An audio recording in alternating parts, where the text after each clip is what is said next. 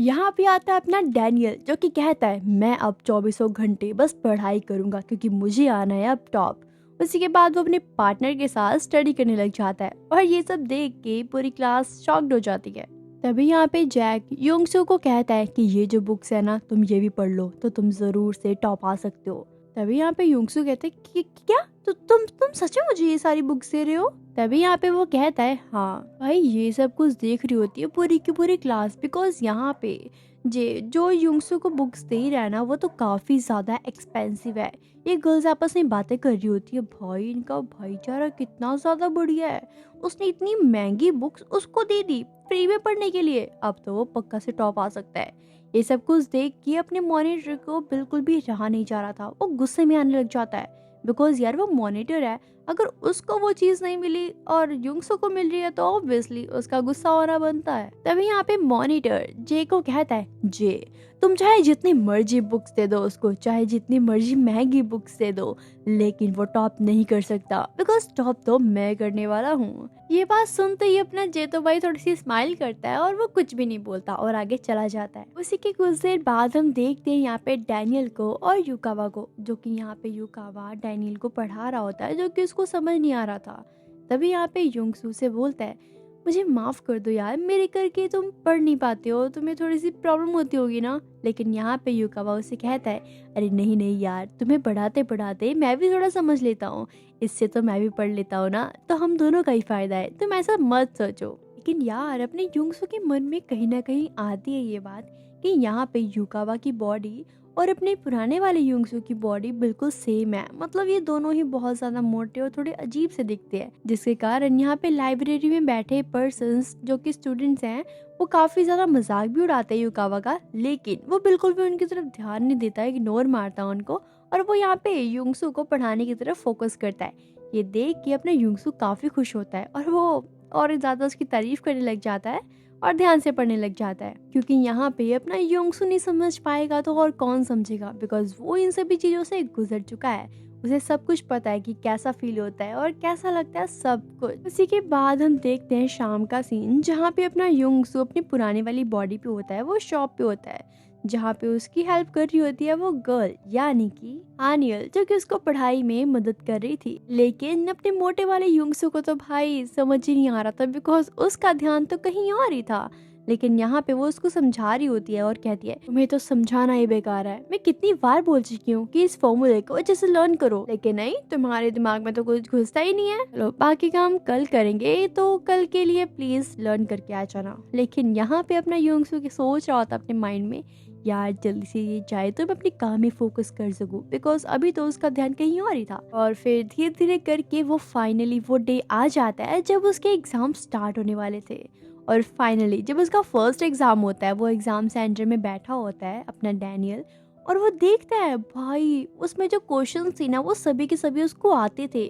First time, मतलब life में first time उसके साथ ऐसा हुआ था कि उसे सारे क्वेश्चंस आते हैं, तो वो फटाफट फटाफट सारे पेपर को क्लियर कर गया। इसी के बाद वो ऐसे ही दूसरे पेपर को भी उसने क्लियर किया, तीसरे को भी किया, लेकिन चौथा पेपर था उसका मैथमेटिक्स का, जो कि उसे भाई कुछ भी याद नहीं आ रहा था, बिकॉज उसने अपनी मोटी वाली बॉडी में, युंगसू वाली बॉडी में सब कुछ लर्न किया था, तो उसके माइंड में कुछ भी नहीं आ रहा था। और वो सोच रहा है, यार क्या है ना, मैं क्यों भूल गया, मुझे अपनी मॉम का सपना पूरा करना है, मुझे टॉप आना है, लेकिन अगर ऐसा चलता रहा तो मैं क्या करूँगा।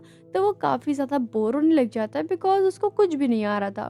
तो वो बैठे बैठे सो जाता है, और जैसे ही वो सो जाता है तो अपनी वो पुरानी वाली बॉडी में आ जाता है, जो कि घर पे सो रही थी। लेकिन जैसे ही वो आता है अपनी पुरानी वाली बॉडी में, तो उसका दिमाग चलता है, क्यों ना मैं फटाफट रीडिंग कर लूँ, क्योंकि जब मुझे वहाँ पे कोई उठाएगा तो मेरी ये वाली बॉडी सो जाएगी, तो मैं सारा कुछ लिख सकता हूँ, क्यों है ना। तो चलो ठीक है, तो वो फटाफट बुक खोलता है, वो सारे क्वेश्चंस पढ़ता है, उसके बाद वो सो जाता है, और वहाँ पे डैनियल वाली बॉडी पे वो जग जाता है और सारे क्वेश्चंस भाई वो सारे के सारे लिख देता है। अब यार सच में काश काश हमारे साथ ऐसा हो पाता, सच में हम भी टॉप करते। बट इसकी लाइफ अभी बहुत ज़्यादा सही चल रही है, तो देखते आगे क्या होता है। और कुछ दिन बाद वो जब देखता है अपना रिजल्ट, भाई 15 दिन बाद उसका रिजल्ट आता है, तो हमें पता लगता है कि यहाँ पे स्कूल में जिसने टॉप किया है वो है डैनियल पार्क। भाई ये नाम सुनते ही वो तो काफी ज्यादा खुश हो जाता है। दूसरी तरफ वो थोड़ा शॉक्ड भी होता है कि है मैंने मैंने टॉप कर लिया। सोचा नहीं था बट हो गया। वाह यार, मज़ा आ गया। मेरी मॉम तो बहुत खुश होंगी इसको सुन के। लेकिन यहाँ पे जो उसकी क्लास का मॉनिटर था भाई, उसके तो होश ही उड़ चुके होते हैं। लेकिन दूसरी साइड यहाँ की गर्ल्स जो कि बहुत ज़्यादा खुश होती है, बिकॉज़ वो जिसको लाइक करती है वो तो टॉप आ चुका है। उसके बाद हम देखते हैं यहाँ पे अपने युंगसुक को, डैनियल को, जो कि अपनी मॉम को कॉल करता है। वेट वेट वेट, लेकिन यार उसको थोड़ा रिग्रेट भी हो रहा होता है। मैंने तो चीटिंग की है ना, मुझे तो कुछ याद ही नहीं आ रहा था, क्योंकि मैं तो सो गया और मेरी दूसरी वाली बॉडी में मैंने जाके सब कुछ पढ़ लिया और मैंने सब कुछ लिख दिया। वैसे बात तो ये सही कह रहा है कि तो इसने चीटिंग की है।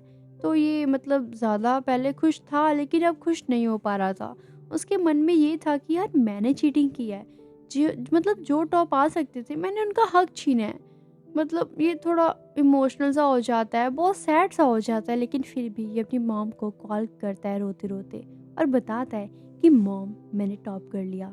उसकी मॉम तो बहुत ज़्यादा खुश होती है, लेकिन अपना डैनियल अभी भी बिल्कुल खुश नहीं था। उसको बस यही चल रहा था उसके माइंड में कि मैंने तो और जितने भी स्टूडेंट्स थे जिन्होंने बहुत मेहनत की थी, मैंने उनका हक मार लिया यार। ये चीज़ सच में उसको बहुत ज़्यादा गिल्ट फील कर रही होती है। बहुत ज़्यादा वो इस चीज़ को लेके सैड होता है। लेकिन उसके बाद हम देखते हैं यहाँ पे अपने बॉस को, यानी कि वास्को की तरफ, जो कि यहाँ पे मॉर्निंग जॉगिंग करने आया होता है। और यहाँ पे अपना मोटा वाला युंगसू भी जॉगिंग करने आया होता है। भाई उसकी बॉडी तो देखो कितनी ज़्यादा फनी लग रही है। लेकिन वो अपने माइंड में सोच रहा होता है, यार मैं भी अब से रोज़ जॉगिंग किया करूँगा, क्योंकि मैंने भी एक सुंदर बॉडी बनानी है अपनी, एकदम अट्रैक्टिंग वाली बॉडी, जिससे गर्ल्स देख के इम्प्रेस हो जाए। तो मैं ऐसा करूँगा। लेकिन बेचारा युंगसू 10 सेकंड चलने के बाद ही बहुत ज़्यादा थक जाता है। उससे तो और एक कदम भी नहीं चला जा रहा होता, बहुत ज़्यादा थक चुका होता है। तो ये बनाएगा पर्सनैलिटी। वाह, वैसे इसे ज़रूरत ही क्या है भाई, इसकी दूसरी बॉडी है ही है, डैनियल वाली। तो गाइस इसी के साथ ये एपिसोड, ये चैप्टर यहीं पे एंड हो जाता है। अगले एपिसोड एंड अगले चैप्टर्स के लिए मुझे फॉलो कर लो, आई मीन टू से मेरे चैनल को सब्सक्राइब कर लो एंड मेरी वीडियो को लाइक कर लो। एंड मुझे बताओ अगर आप कोई और एनिमे या मांगा देखना चाहते हो तो जल्दी से कमेंट कर देना।